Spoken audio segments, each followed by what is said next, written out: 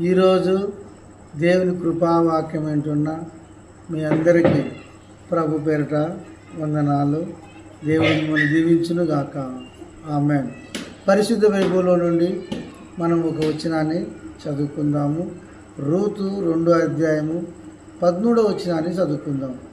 అందుకు ఆమె, నా ఏలినవాడ, నేను నీ పనికెత్తెలో ఒకదాన్నేను కాకపోయినను నీవు నన్ను ఆదరించి నీ దాసురాలకు నేను నా యందు ప్రేమ కలిగి మాట్లాడుతుంది గనుక నా ఎడల నీకు కటాక్షము కలగనిమనియు చెప్పాను. ఇక్కడ రూతు బోయాజుతో మాట్లాడుతుంది. ఆయనకు చూపించిన ప్రేమను బట్టి ఆయన కొనియాడుతుంది రూతు. మొదటి మాట మనం జ్ఞాపకం చేసుకున్నట్టయితే, అందుకు ఆమె, నా ఏలినవాడా, నేను నీ పనికత్తెలో ఒకదానైనను కాకపోయినను నీవు నన్ను ఆదరించి. చూసావా, నీ పని చేసే వాళ్ళలో నేను ఒక్కదానైనను కాదు, నేను నీ పని మనిషిని కూడా కాదు, నీ కూలికొచ్చే మనిషిని కూడా కాదు. అసలకు నేను నా పని నిమిత్తం వస్తున్నాను, కానీ నాకు అన్ని రకాలుగా నా మీద నువ్వు ప్రేమ చూపించావు, అన్ని రకాలుగా నన్ను ఆదుకున్నావు, నా ఎడల నువ్వు దయ చూపించావు అని ఆయమ్మ కొనియాడుతుందండి. ఆమె నా ఏలినవాడా అంటుంది. నీ పనికత్తుల్లో ఒక్కదానిను కాకపోయినను నీవు నా యందు ఆదరించిది అంటుంది. ఆదరించాడండి, ఆయమ్మను ఆదరించాడు. ఎవరన్నా పేదవాళ్ళు ఉన్నప్పుడు వాళ్ళని ఆదరించడం మంచిదండి. ఉన్న వాళ్ళని ఆదరించడము పెద్ద సంగతి కాదు, లేని వాళ్ళను ఆదరించుటే మంచిది.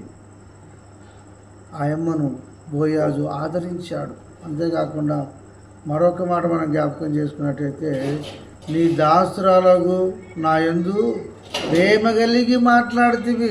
చూసావా, నీ దాసురాలైన నా యందు ప్రేమ కలిగి మాట్లాడుతీవి. ఎవరితో మాట్లాడినా ప్రేమ కలిగి మాట్లాడాలండి, ప్రేమ కలిగి మాట్లాడాలా. అన్నిటికంటే ప్రేమ చాలా ముఖ్యమైనది. ఎన్ని చేసినా, ఎన్ని దాన ధర్మాలు చేసినా, ఎన్ని చేసినా సరే ప్రేమ లేకపోతే వ్యర్థమండి. కాబట్టి బోయాజు మాత్రము రూతు మీద ఏమి చూపించాడంటే ప్రేమ చూపించాడు. అది కూడా ఏమో తలపోసుకుంటుంది, జ్ఞాపకం చేసుకుంటుంది. ఎవరన్నా నిన్ను ప్రేమించినప్పుడు, అయ్యా నన్ను ఎంతగానో ప్రేమిస్తున్నావు, నా యందు నీ దయ చూపించావని తలంచుకో. దాన్ని బట్టి అతడు సంతోషిస్తాడు, ఇంకా నీకు ఎక్కువ సహాయం కూడా అతడు చేస్తాడు. చేసిన ఉపకారంలో దేనిది మరవకము. ఆయమ్మ బోయాజు చేసిన ప్రతి ఉపకారమును మరిచిపోలేదు. అందుకే నీ దాసురాలకు నా యందు ప్రేమ కలిగి మాట్లాడుతీవి.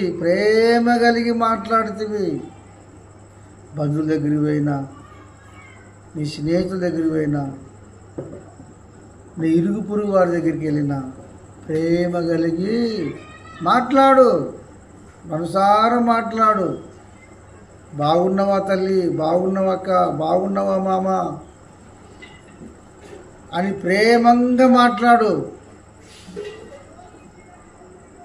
దాన్ని బట్టి నీకు సంతోషం కలుగుతుంది, అవతల వాళ్ళకు కూడా నీ యందు మంచి అభిప్రాయము, మంచి ప్రేమ కలుగుతుంది. కాబట్టి బోయాజు మాత్రము ఆ దాసురాలకు నా యందు ప్రేమ కలిగి మాట్లాడుతీవని అంటుంది. ప్రేమ కలిగి మాట్లాడినాడు బోయాజు. అందుకే ఆ మాట ఎత్తి చూపిస్తుంది ఆయమ్మ. 2 మూడోది మనం జ్ఞాపకం చేసుకున్నట్టయితే, నా ఎడల నీకు కటాక్షము కలగనిమనియు చెప్పాను. నా యందు నీ కటాక్షము కలగనిమ్మనియు చెప్పాను. నీ కటాక్షం నా మీద ఉండాలని చెప్పింది అయ్యమ్మ. ఎంత మంచి మనిషి అండి. బోయాజు కూడా మంచోడే, ఇక్కడ రూతి కూడా చాలా మంచిది.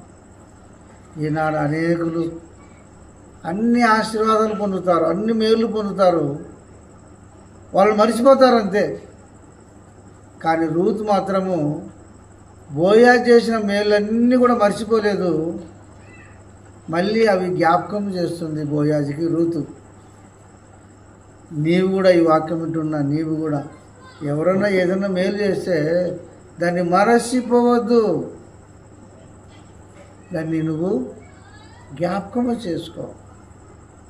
ఆ వ్యక్తికి కృతజ్ఞతలు కలిగి ఉండుము, అతనికి ట్యాంక్స్ చెప్పుము, అతనితో నువ్వు సంతోషించుము. ఈ 3 మాటలు దేవుడు దీవించును గాక. ఆమేన్. మొదటి మాట మనం జ్ఞాపకం చేసుకున్నట్టయితే, అందుకు ఆమె నా ఏలినవాడ, నేను నీ పనికత్తెలో ఒకదానేనను కాకపోయినను నీవు నన్ను ఆదరించితివి. ఒకటి. రెండోది, నీ దాసురాలకు నా యందు ప్రేమ కలిగి మాట్లాడుతీవి. 2. మూడోది, గనుక నా ఎడల నీకు కటాక్షము కలిగినిమ్మనియు చెప్పాను. ఈ 3 మాటలు దేవుడు దీవించును గాక. ఆమేన్. చిన్న ప్రార్థన చేద్దాం. పరిశుద్ధమైన తండ్రి, నీ కొందనములు స్తోత్రములు చెల్లిస్తున్నాం. ఈ ఉదయకాలం అందు ఈ ఉన్న వాక్యమును నీ బిడ్డ హృదయంలో ఉంచుకొని వాక్యానుసారంగా జీవించే భాగ్యము మీరు దయచేయండి. ఈ ఉదయకాలం మొదలుకొని తిరిగి రాత్రి వరకు నీ బిడ్డలకును, వాళ్ళ కుటుంబస్తులకును, వాళ్ళ పిల్లలకును మీరు తోడై ఉండమని యేసు నామములో ప్రార్థిస్తున్నాం తండ్రి. ఆమేన్.